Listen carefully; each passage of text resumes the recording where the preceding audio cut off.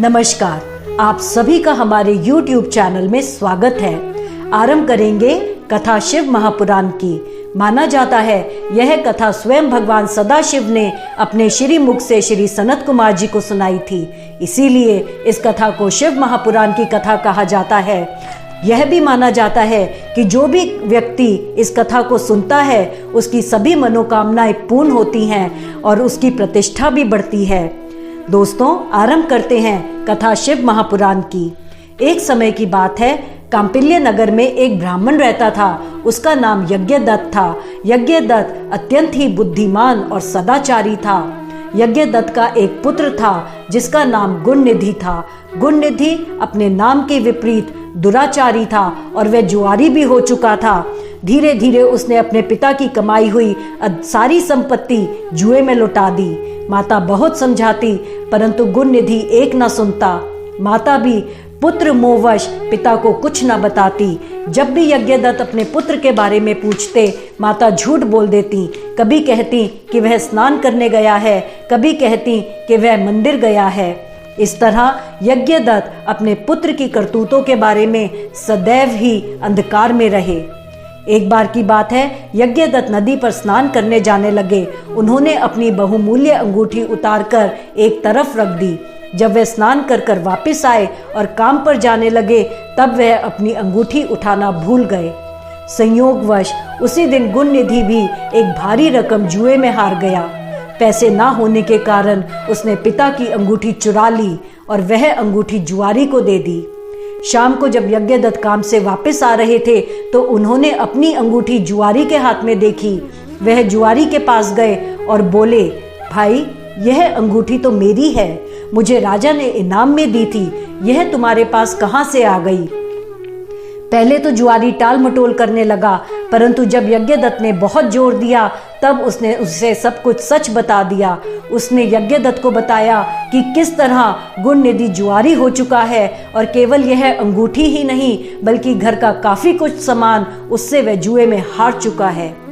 यज्ञदत्त को धक्का सा लगा, उसकी गर्दन शर्म से झुक गई। मुंह ढांपकर वह घर आ गया। घर आकर जब उसने अपनी पत्नी से पूछा कि गुणनिधि कहाँ है, तो सदैव की तरह उसकी पत्नी ने झूठ बोल दिया कि गुणनिधि तो अपने दोस्तों के साथ खेलने गया है। इस पर यज्ञदत्त को बहुत क्रोध आया। उसने अपनी पत्नी को बहुत फटकारा। जब वह अपनी पत्नी को फटकार रहे थे तो उसी समय गुणनिधि भी घर वापस आ गया। क्रोधवश यज्ञदत्त ने गुणनिधि को घर से निकाल दिया। दोस्तों, वीडियो अंत तक देखें और हमारा चैनल भी जरूर सब्सक्राइब कर लें। पुनः आरंभ करते हैं कथा शिव महापुराण की। घर से निकाले जाने के बाद गुणनिधि कई दिनों तक भूखा प्यासा इधर से उधर भटकता रहा। एक दिन थक हार कर वह शिव मंदिर के द्वार पर जाकर बैठ गया। उस दिन शिवरात्रि का व्रत था। मंदिर के अंदर भगवान सदाशिव का कीर्तन चल रहा था। भक्तों का आना जाना लगा हुआ था। भक्त तरह तरह के पकवान, फल, फूल और खाद्य सामग्री मंदिर में चढ़ा रहे थे। बहुत रात बीत जाने के बाद अधिकतर भक्त अपने अपने घरों को लौट गए, परंतु कुछ एक भक्त वहीं मंदिर के प्रांगण में सो गए। तब खाना चुराने की इच्छा से गुणनिधि ने मंदिर के अंदर प्रवेश किया। मंदिर के अंदर घोर अंधकार था। गुणनिधि ने अपना वस्त्र उतारा, उसे जलाकर मंदिर में उजाला किया और जैसे ही वह खाना चुराकर बाहर की ओर दौड़ा, उसका पैर वहां सोते हुए शिव भक्त को लग गया। शिव भक्त उठकर बैठ गया। उसने भागते हुए गुणनिधि को देखा और जोर जोर से चिल्लाने लगा, चोर चोर। उसकी आवाज सुनकर बाकी शिव भक्त भी जाग गए। उन्होंने गुणनिधि को पकड़ा और पकड़कर इतना मारा कि उसकी मृत्यु हो गई। मरते ही उसे यमलोक से यमदूत आकर यमलोक ले गए। यमलोक ले जाने के बाद उसे तरह तरह से सताने लगे। इतने में ही भगवान सदाशिव की कृपा से वहां पर भगवान सदाशिव के गण पहुंच गए। उन्होंने यमदूतों से कहा कि प्रभु की कृपा से हम इसे शिवलोक लेकर जाने के लिए आए हैं। इस पर यमदूतों ने पूछा, परंतु क्यों? यह तो बड़ा भारी दुराचारी है, बड़ा भारी दुष्ट है। इस पर भगवान सदाशिव के गणों ने कहा कि नहीं, गुणनिधि ने शिवरात्रि के दिन शिव मंदिर के द्वार पर बैठकर व्रत किया, भगवान के गुणगान सुने, प्रभु का कीर्तन सुना और अपना वस्त्र उतारकर शिवालय में उजाला किया। इस वजह से अब इसका कोई भी दोष बाकी नहीं बचा है और इसीलिए प्रभु की कृपा से हम इसे शिवलोक लेकर जाने के लिए आए हैं। यह कहकर भगवान सदाशिव के गण गुण निधि को शिवलोक लेकर चले गए। यमदूतों ने यह सारा वृतांत यमराज को सुनाया। तब यमराज ने अपने दूतों से कहा, सुनो, जो भी व्यक्ति भस्म रमाए हो, रुद्राक्ष की माला पहने हो, शिवलिंग का पूजन करता हो तथा भगवान सदाशिव का कीर्तन करता हो, चाहे वह छल से ही क्यों ना करता हो, उसके पास भी मत जाना। यह कहकर यमराज ने भगवान सदाशिव का स्मरण किया और अपने दोष के लिए क्षमा मांगी। दोस्तों, वीडियो अंत तक देखें और हमारा चैनल भी जरूर सब्सक्राइब कर लें और हाँ, कमेंट बॉक्स में कमेंट डालना ना भूलें। पुनः आरंभ करते हैं कथा शिव महापुराण की। गुणनिधि सभी सुखों का भोग करता हुआ कुछ समय तक शिवलोक में रहा। उसके बाद उसका जन्म कलिंग देश के राजा इंद्रमणि के घर हुआ। यहाँ उसका नाम अरिंदम था। राजकुमार अरिंदम निरंतर भगवान सदाशिव की सेवा में लगा रहता था। राजा इंद्रमणि की मृत्यु के बाद अरिंदम राजा बना। राजा बनने के बाद उसने अपने राज्य में कई शिवालय बनाए जो सदैव दियों की रोशनी से जगमगाते रहते थे। प्रजा भी उसके शासन से प्रसन्न थी।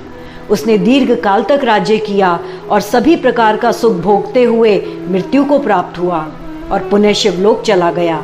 माना जाता है भगवान सदाशिव के लिए किया हुआ थोड़ा सा भी पूजन महान फल देता है और जो भी व्यक्ति गुण निधि की यह कथा सुनता है उसकी समस्त कामनाएं पूर्ण हो जाती हैं।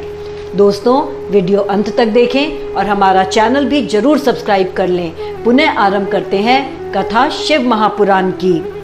कुछ समय बाद शिवलोक में रहकर गुण निधि का जन्म ब्रह्मा जी के पुत्र महर्षि पुलत्स्य के घर उनके पौत्र के रूप में हुआ। यहाँ पर उसका नाम वैश्रवण था। वैश्रवण भी बड़ा भारी शिव भक्त था। उसकी शिव भक्ति से प्रसन्न होकर भगवान सदाशिव ने उसे साक्षात दर्शन दिए। भगवान शंकर को देखकर वैश्रवण बोले, प्रभु, आपके तेज के कारण मेरे नेत्र बंद हो गए हैं। आप मुझे इतना सामर्थ्य दें कि मैं आपके चरणों के दर्शन कर सकूं।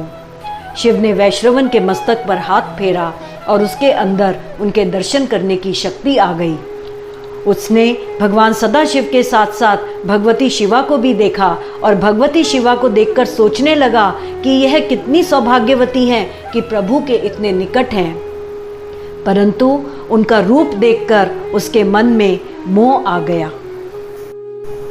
शिवा के रूप से मोहित होकर वैश्रवण उन्हें देखता ही रह गया। पार्वती जी को कुदृष्टि से देखने के कारण उसका बायां नेत्र फूट गया। तब भगवान शिव ने शिवा को समझाया, देवी, यह तुम्हें पाप की दृष्टि से नहीं देख रहा था, बल्कि यह तो तुम्हारी तपस्या की सराहना कर रहा था। यह तुम्हारे पुत्र के समान है। देवी, अपने पुत्र को क्षमा करो और इस पर प्रसन्न हो। सदाशिव की बात सुनकर शिवा का क्रोध शांत हुआ। वह वैश्रवण से बोली, पुत्र, अब मैं तुम पर प्रसन्न हूं। आज से तुम्हारा नाम कुबेर होगा।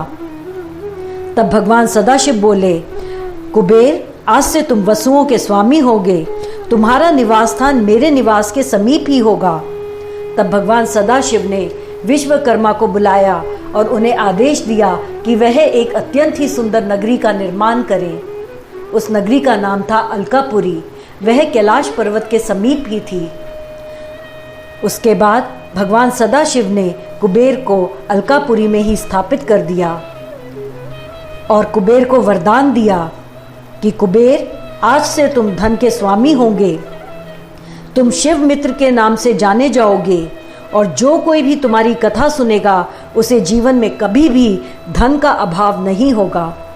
यह कहकर शिव और शिवा अंतर्ध्यान हो गए।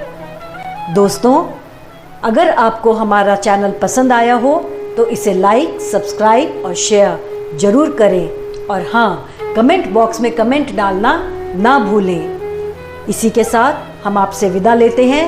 हर हर महादेव।